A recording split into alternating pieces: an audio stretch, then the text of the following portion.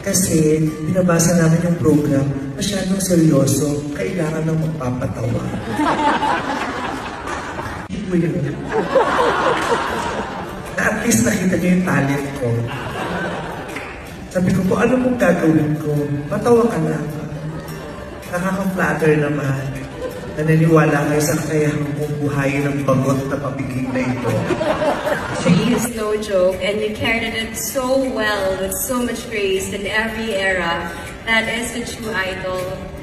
So tonight, I want to give you this gift called Gracias, because that's exactly what I want to tell you tonight. Gracias for all the love, the laughters, the lessons, even the tough ones, kahit masakit sinasabi mo.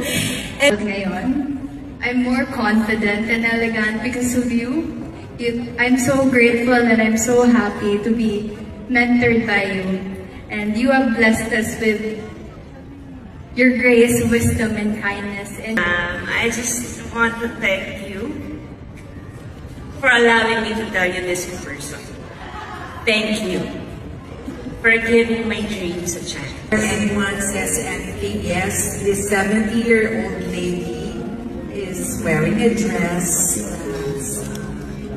above the knee. Thank you to all the kind words, the heartwarming messages from the artists, the performers.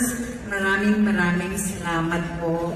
And of course, the Asian for giving this wonderful party. Thank you so much. I am humbled, I am grateful, I am blessed, and God bless everyone. Thank you.